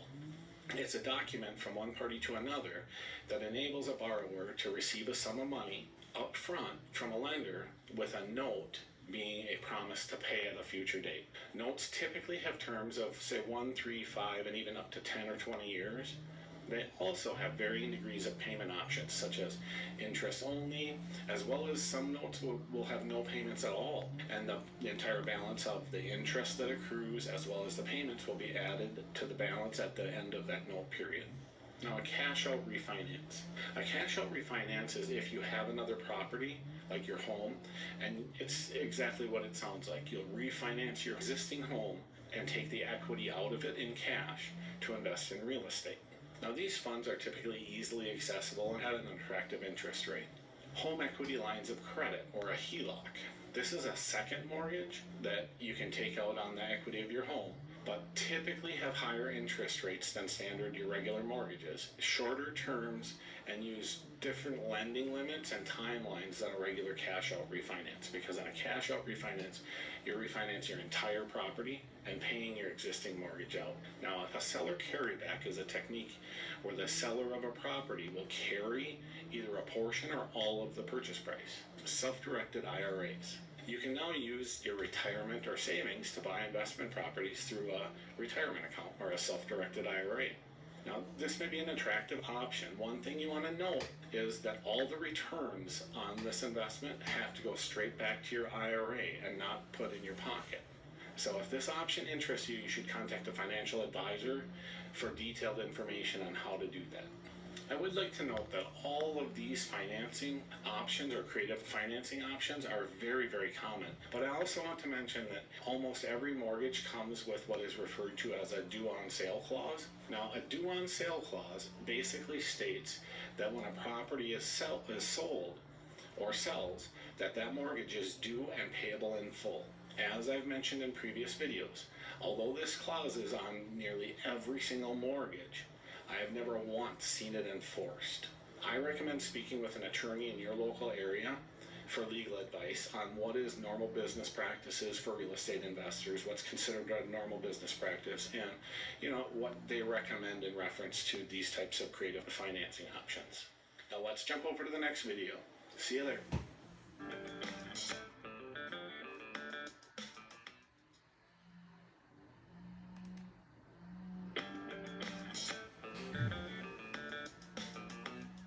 Hi, welcome back. This video is going to be on property transfers or transfers of property ownership interest. So what we're going to be looking at is how to transfer property from one party to another, and that can be between a buyer and a seller, from the seller to the buyer, or between family members, between spouses, or if you want to transfer a property from your own personal name into a real estate holding company such as an LLC or a real estate investment trust. Now, many people think that transferring property ownership interest or transferring ownership is a super difficult process that requires a lawyer and a title company and all of these things, where you have to go in and sign a bunch of documents and go through this big rigmarole. And it's actually very, very simple. You might be surprised to learn that it takes one document signed and notarized by the two parties involved and then recorded on that property's title, and the process is complete. So I know that's a big misconception, but I think people are just unaware of how easy and simple it actually is. One thing I would like to cover and touch on is that transferring ownership interest does not necessarily affect the debt that's recorded against the property. Now, when I say that, if one person has a mortgage and you transfer property rights to another, that mortgage is going to stay in place.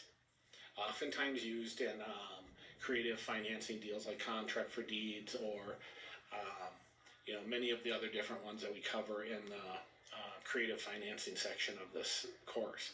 I will say that most often, if not 100% of the time, there's what's called a due on sale clause in the mortgages or notes. And what that is saying that if the property does sell, that the mortgage is due and payable in full. Now, with that said, I can say that I've transferred numerous properties, many, many properties bought and sold on contracts and different ways of creative financing, and I have never one single time come across where the due on sale clause was enforced and they required the property to be paid in full. You will want to check with a local attorney or a title company. I would recommend an attorney to see if this exact same thing is happening in your area. My guess is that it's pretty close to the same scenario, because I've talked to different people in different states that do the exact same thing. But something to check and just be aware of. So let's get into the two documents that are required or most commonly used to transfer property ownership. One is going to be a quitclaim deed, and one is going to be a warranty deed. Now, a quitclaim deed doesn't come with the warranties and guarantees that a warranty deed comes with.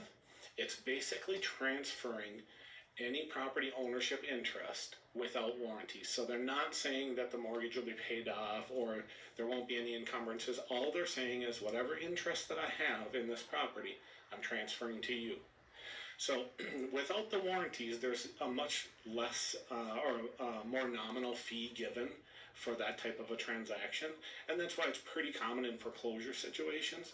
They just want to sign and be done. They don't want to guarantee anything. They really don't even want to make phone calls.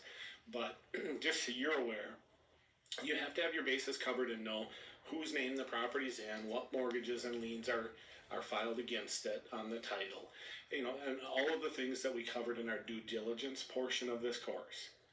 Now, a warranty deed comes with warranties. It's going to basically state that, yes, I am the current owner. When this process is done, that the mortgages and liens will be paid off in full. This is a common type of document used when you have a standard buy-sell agreement and you go to the title company. They take in the money from your lender or from you and pay off the previous owner's mortgage. So with that said, that's basically the two different documents in a nutshell that we use, and I've included print-offs of examples of both of these documents. And for an example, we'll show a quitclaim deed here, and then a warranty deed here. Super simple. You just fill in who the guarantee is and the guarantor, the buyer and the seller, who it's being transferred from and who it's being transferred to, and then you have it notarized and then recorded. Let's move to the next video. See you there.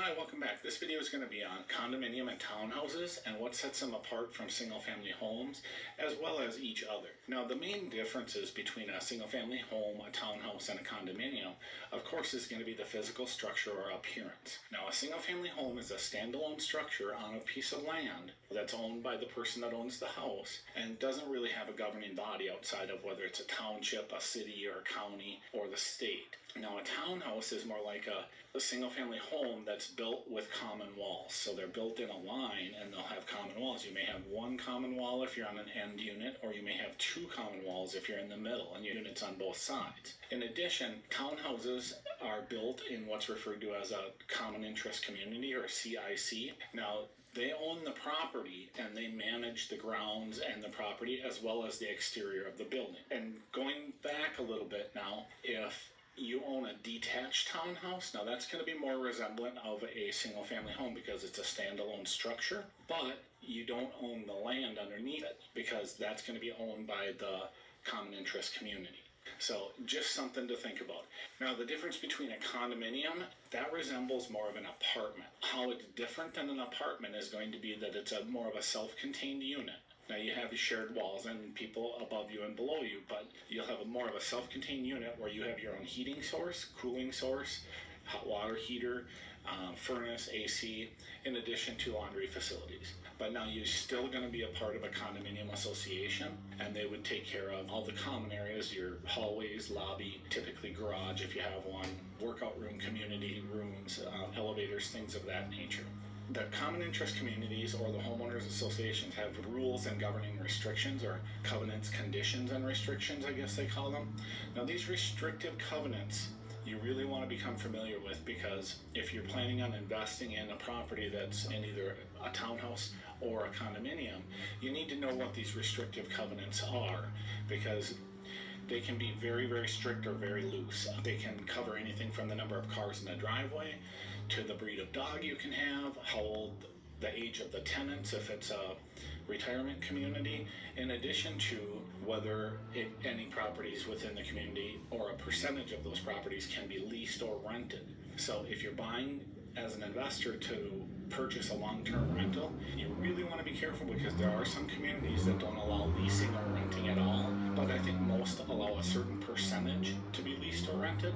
In that situation, you would need to know what the percentage is and how long you may have to wait in order to convert your property to a lease or a rental unit. The things to keep in mind: townhouses and condos are great investments for people that don't really want to deal with the maintenance outside, because the townhouse association not only insures the exterior of the building and the grounds, but they also maintain all of the exterior and the grounds. Meaning that if you have hail damage and siding, they will pay to have they have their own insurance. The townhouse association has insurance which covers the roof, the siding, and the windows, the exterior of the structure, in addition to covering snow removal, lawn care, sidewalks, roads, things of that nature. A lot of people look at it from the perspective of they don't want to deal with that maintenance issue, but it's a balanced trade-off for them, even though that they're aware that they have to pay the monthly homeowners association. So you're kind of paying for the service, but it takes it a little bit out of your hands and puts it in someone else's. That's a great strategy.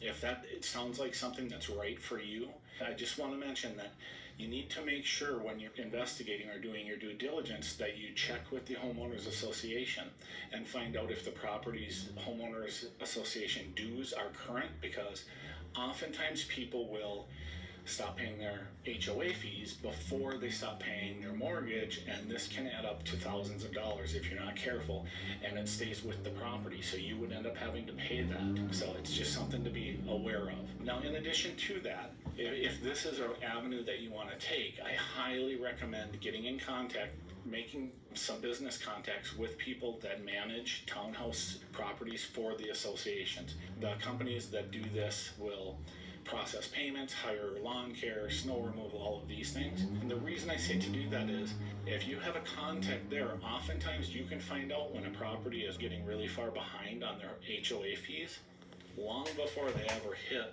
a foreclosure status. So you may end up finding a distressed piece of real estate before it's actually full-blown into either a foreclosure or a default situation. Okay, so now that we've covered a little bit about the townhouses and condominiums, let's move on to the next video. See you there.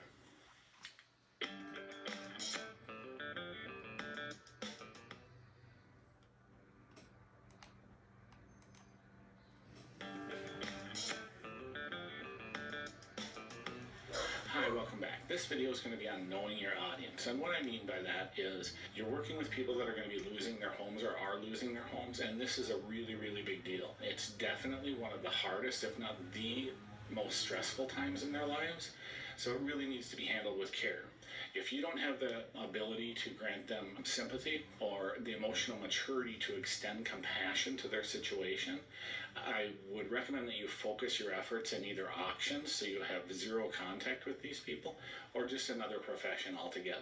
The last thing that they need at this point is someone else creating problems in their lives. My theory has always been that when you see somebody in the future, you want them to engage you in a friendly manner, say hi, tell you where they're living, how they're doing, maybe refer friends or relatives, not want to get in their car and run you over in the parking lot because you took advantage of them. It always amazes me that people think that they're entitled to a deal just because they're willing and able to buy a property for a price that they set. I mean, it's definitely the wrong business model, and you should set out to win everybody's business. Now, if you can understand where somebody is emotionally, psychologically, and financially, you'll be miles ahead of most investors. This is not meant as a tactical strategy or a trick to win somebody's business. It's meant as something positive, even healing, if you will. You're giving them the ability or the power to take a little control back in their lives. Most people feel like they're not only losing their biggest asset by losing their home, but they don't have any control in their lives. So giving them all of their options gives them the ability to actively make a decision and take a little control back. I always go into a deal with the attitude that even if they decide to go a different direction, I'm going to bring value to their lives. I'm going to bring value to the deal.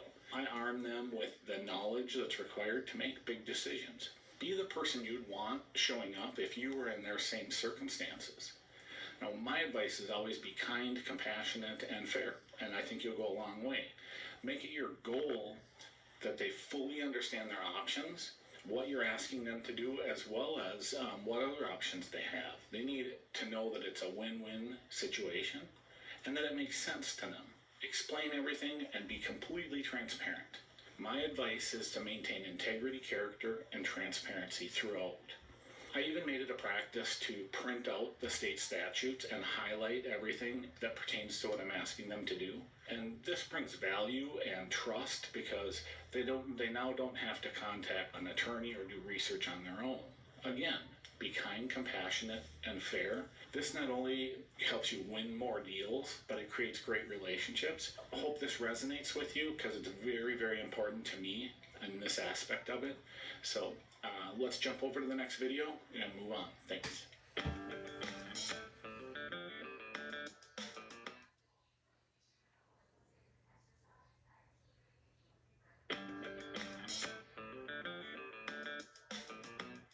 Hi, welcome back. This video is going to be on the law of attraction.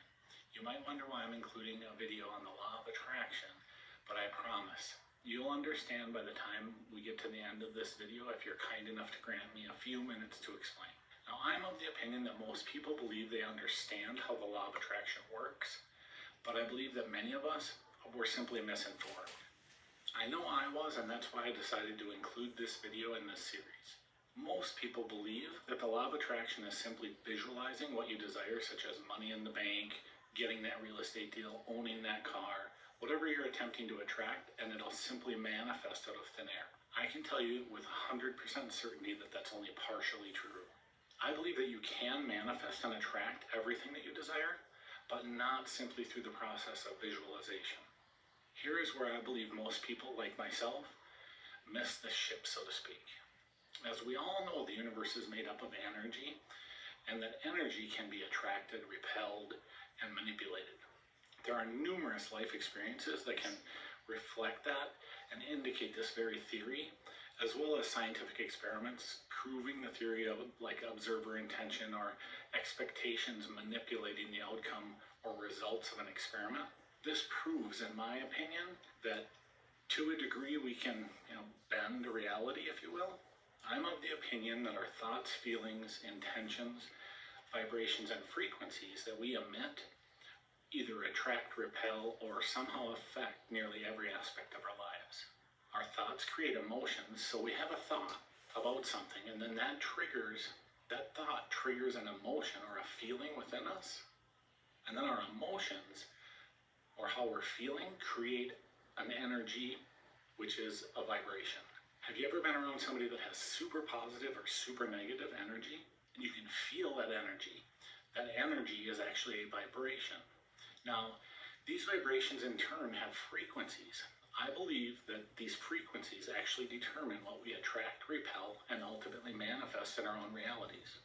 So if we visualize what we're attempting to attract, harness the emotional feelings that go with it, and make it feel as if we've already achieved that and manifest those feelings, that frequency is what will attract our desired outcome. Here's a super simple but basic example. Have you ever had something go really wrong, or even just stub your toe for a basic example? We have things go wrong and it appears to start or create a landslide of negative energy. Why do you think things continue to go wrong? Why do you believe that the phrase, when it rains, it pours, exists? Well, in my opinion, I think that we attract that landslide of negativity by our internalizing that vibration, the negative energy of, say, stubbing our toe. We allow ourselves to encompass that negative energy or pain, and then we emit that frequency and simply attract more of the same vibration. Have you ever done something that you simply knew that you could do without a doubt? You almost left no room for failure because you were absolutely certain you were going to nail it. What frequency do you believe that you were emitting at that moment? There are tons and tons of experts on this, and I do not claim to be one of them, but a great source to learn from is a gentleman by the name of Jim Fortin. I believe he has one of the best explanations and teachings on this out of many, many sources that I've studied over the years. You might still be wondering why I'm telling you this. this. I'm telling you this because I believe that this has everything to do with our success and or our failure. If we go through life expecting the worst all the time, expecting to fail, do you know what's likely to happen?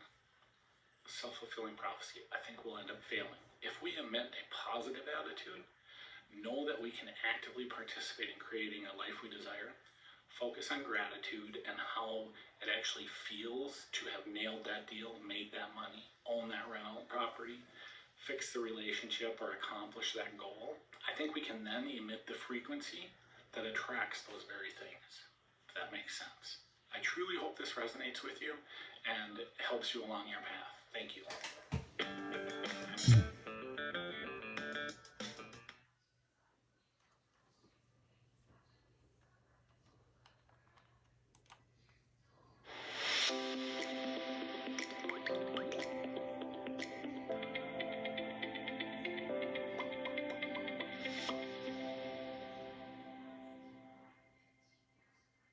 In summary, I again would like to thank you for putting your trust in me and starting your journey here.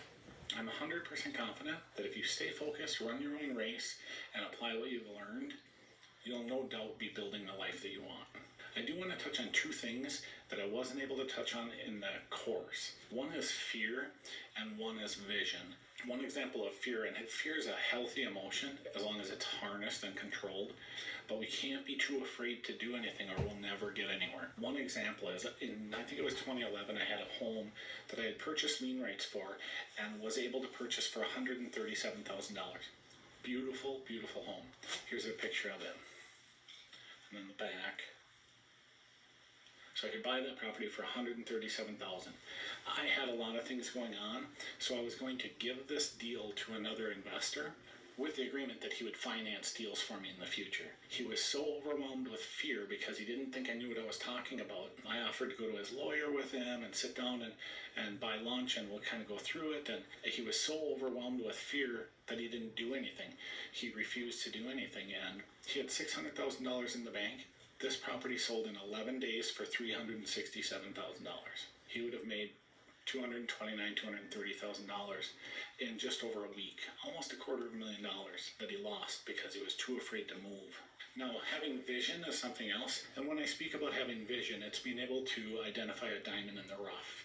I had purchased a property and I had been working on this project for a while. It had a broken water pipe. It was a very big home, 5 bedrooms, 3.5 bath, and a lot of mold had to come out, and the drywall we ripped out and did some mold abatement and things of that nature. But what ended up happening was, just as we were about 2 months from completion, I had a realtor call and say that he had a client that wanted to purchase it as is. So I invited them in. To be honest, I would have ran from that property because I was so tired of being there and so tired of the project. I had offered the property to them for $250,000. They came through and decided it wasn't worth it and they wanted to pass on the deal. And so what I did is we finished it like we were going to, put another $35,000 into it, I believe, with floor coverings, tile, and finished up the painting and everything. Had it staged, put it on the market. The same exact couple came back and bought it for $400,000. Absolutely insane. It cost them $150,000 because they didn't have the vision to see what the property would be worth down the road here. So it's another example is we need to be able to identify that diamond in the rough, and cosmetic repairs are super easy, but we need to be able to have a little vision when it comes to that. I want to remind you to please remember to join our Facebook group and connect with myself and other investors. I would also like to invite you to hop on and join us for our weekly office hours and question and answer or Q&A sessions, where we'll tackle some of the unanswered questions and expand on some of the course topics. Thank you again for putting your trust in me, and I hope to get to know each and every one of you in the Foreclosure Crash Course group. Thank you. See you soon.